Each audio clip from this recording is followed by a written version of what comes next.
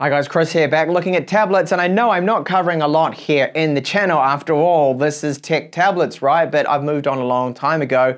Tablets are dying, or you could say almost dead pretty much, but we're still getting some releases. So I'm going to be checking out more Android 10 tablets when I can. Now, I also reviewed a while back the Alldocube iPlay 20, one of my favorites. Very good screen, but an amazing price and great value for money. That one sells for about $125, and now we have the upgraded newer version, which is faster. We've got a little bit more RAM, more storage. This one here is the iPlay 30, so it does have a fully laminated screen. It has a maximum brightness, which did surprise me. We don't normally see this. Right now I've actually got it turned down, but it is 630 nits, so very, very bright. Now this screen has very good touch response. It's actually not bad at all. The bezels don't look amazing. There's a tiny little bit of light leakage around the edges of this screen.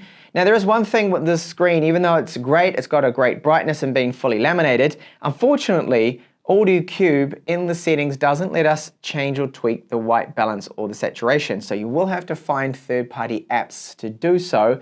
At least we can get around that particular issue there. So the chipset inside this one is an octa-core. It is the Helio P60 and a lot better. In terms of performance, so much better than the iPlay 20, which was lacking. That was the real main thing with that particular budget tablet. It just wasn't really good at games at all. This one is so much better, as I'll show you later on in this particular in-depth review.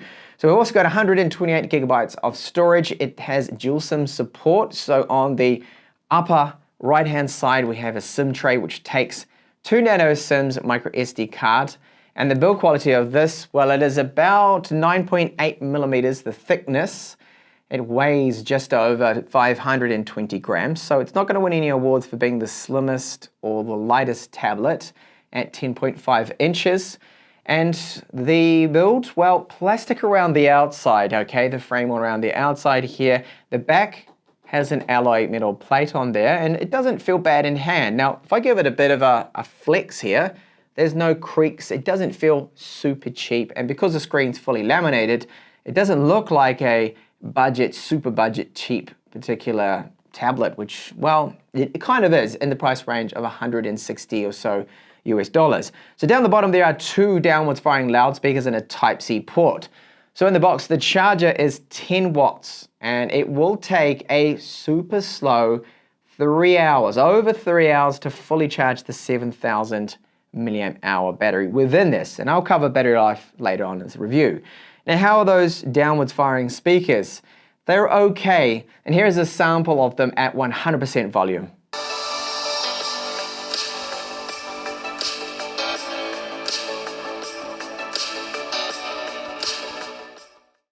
And then up the top of the tablet, we have a 3.5 millimeter headphone out microphone.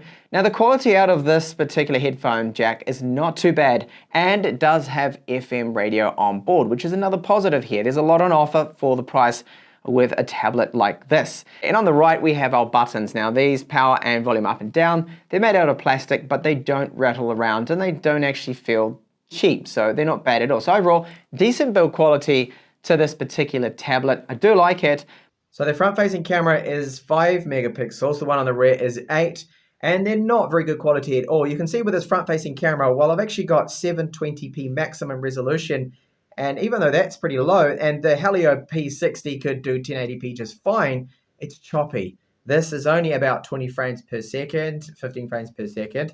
So at least we do have the cameras there if you needed it for voice calls, chat, Skype, Zoom calls, whatever like that. It's just don't expect good quality. Your mobile phone will do a lot better than this tablet here. Now, our ROM with this one is 100% stock. We basically have no bloatware, and I'm running Android 10 gestures. Very good. The touch response of the screen, the digitizer, is great. It's not lacking in any area at all that I'm noticing. So this is one super positive, really, out of quite a few with the screen being super bright. Now, as I mentioned, that there's no controls for the contrast, sadly, in the settings here with this particular display. When you go in there, you jump in and you take a look. Under display, you've got some options. We've got adaptive brightness as well. So there is actually an ambient light sensor just located to the left of the front-facing 5 megapixel camera.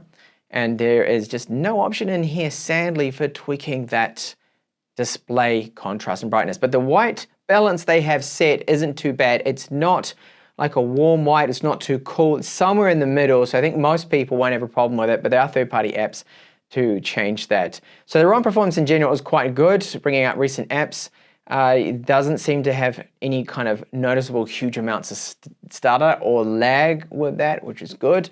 You might have noticed right up here that I've got the VoiceOver LT icon there showing too. So 4G, band 20, band 28, I believe they also have. So all working for me, no problems at all. Let's take a look at just a few benchmarks now. And just before I do, this is what you get out of the box when you first power it on all of our applications. So to me, there's really no bloatware on there at all.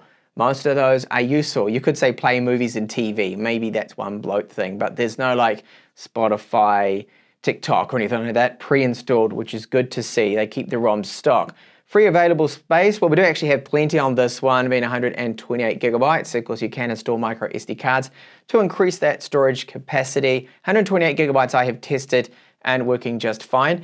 Android 10 and the security patch level is September the 5th, so that's a little bit behind, and I do hope that that will be updated soon. Alldocube with their previous model, the iPlay 20, have been pushing out over-the-air updates. In fact, they've been so good with it, it's been a real surprise. So this is where it really is so much better than the iPlay 20. And the performance is just clear day and night here. GPU scores and the CPU scores, and just everywhere, we're just using it as well so much faster. The iPlay 20 got just over 100,000 points in an 228 version 8, and this is 160, so that gives you an idea. Now we do have with this eMMC 4.5 storage, so very good actually in terms of the reads and writes. Really not bad, okay, for the price this is selling for. This isn't going to bottleneck this particular tablet. It's more the chipset that would be, of course, the bottleneck for this one. And this is another thing. Probably the biggest actually thing for people buying this particular tablet would be for media consumption, and unfortunately no Widevine level 1 cert. So what this means, level 3 right here that it's showing, sorry, means that Netflix, Amazon Prime Video is going to be stuck in standard definition. And standard definition looks okay, bearable just on such a nice screen. It would be great if we had HD or full HD, of course. Now the wireless speeds, with this particular chipset, it will cap out on my network here at 200. So 200 megabits per second is the limit. And then going away to the spot downstairs where I test all of the devices here, even some really expensive tablets and other phones and things have only been able to get just over 100 megabits per second in that point. So the lower end of the wireless speeds is still quite good. GPS is here, it's working okay, but it's not an amazing GPS. We don't have hardware compass support, so it's always going to be pointing north. The hardware compass, of course, does help out for navigation. If you wanted to use this in a boat or something like that, or in your car, it's going to definitely help. It's there if you need it, and it doesn't see and lock on to a lot of satellites, and the accuracy will hover around sort of 3 meters, 4 meters most of the time there for me. So battery life, I've done this over a couple of tests, and we got almost 8 hours here. Now 8.5 hours I think it was with the iPlay 20, and eventually I did end up getting almost 9 hours on this one. So it takes a few battery cycles. This would be now my 4th battery cycle to start getting the battery life you expect. So this translates into probably about 10 hours of on-screen time if you ran it right down until it powered itself off. So battery life is, I think it's good. I think it's good for this one. The same as the iPlay 20, not bad at all. And then the exact charge time for the 7,000 milliamp hour battery is 193 minutes from 15%. So it is very slow, and I don't know why it doesn't support MediaTek's Pump Express. It could have been the additional licensing costs, and this is why they decided not to do it, or the additional cost of having to include, say, an 18-watt charger instead of the 10-watt charger.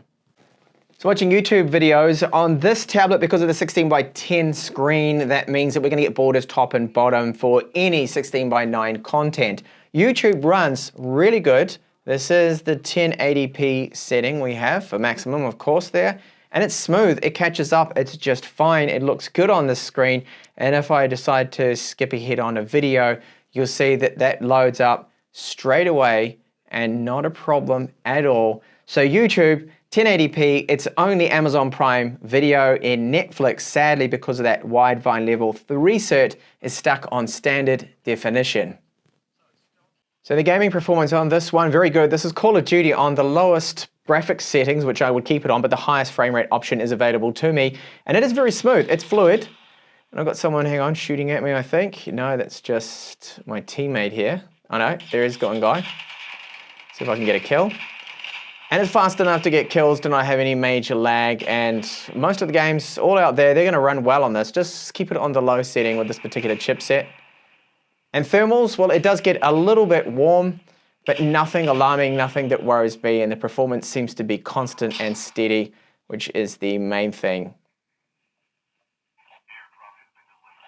And what about ebooks? If you like your ebook readers, your PDF files, and you love to read them on your tablets, this is a very good screen for that because it's sharp, it's clear, it's fully laminated. Also has a really good brightness. If you happen to be outdoors or somewhere really bright, you'll still be able to see the screen just fine without any problem. So this is using Google Books PDF file reader, and it looks excellent. I can double tap in here and bring that up. The text is very sharp, it is clear, and no issues with it. It looks great. Now we have the option of changing, of course, the contrast and things here with Google Books, but you've also got the eye protection mode, which I'll turn on to a blue light filter.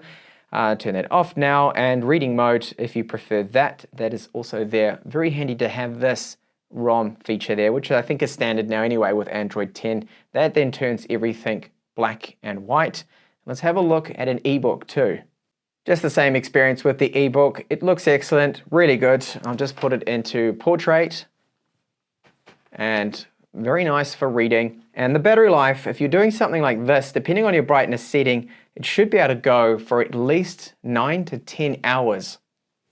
Okay, so my time using this one now, I think it's a clear winner to me that if you were looking at the iPlay 20, which is similar to this one, but it is, yes, of course, a little bit cheaper, I think it's well worth it to pay that $30, $40 more and go for this model because the chipset in here is just so much better. So much more power, better at gaming, and just the general ROM performance does feel better, and things like even PDF files, you're noticing their better performance. So that's one area to go for it. We get 4 GB of RAM and 128 GB of storage as well, versus I think it was 64 and 3 GB of RAM. So that's definitely aiding in the performance. So the build quality is good. It's not premium as you'd expect for the price tag, but there are no creaks or flexing in it when I just give it a bit of a flex here, bend. I don't feel it moving around, so overall it's great. There, the battery life, fairly decent. So from the score I showed you, that was a benchmark running and looping, and it's about the same that we got with the iPlay 20. So the battery life is very, very similar. So this can go for about 10 hours, even maybe 11 if you're just watching YouTube or light content and not stressing it out too much. It was great. So the screen is the best thing about it, that it is very, very bright, fully laminated at this price point is excellent. And the fact that we have 4G dual SIM, FM radio support, GPS on board, even though there's no hardware compass, as I pointed out. So good to have all this at the price point it sells for. The only real major, well, not even major, but the bad points are that the charge time is very slow, over 3 hours. The cameras on it are rubbish. They're not good at all. The microphone is okay. You can still place voice calls, but there's no noise cancellation with the mic. And really that's about it with this particular model. So I do hope that Alldocube continues this trend of updating and bug fixes and ROM updates that they've been doing lately, which has been a real surprise for me. So with the iPlay 20, they've been pushing out a lot of over-the-air updates, and I hope we're going to get some with this particular model. So thank you so much for watching my review of the Alldocube iPlay 30. It does come recommended if you're after a budget 4G Android 10 tablet.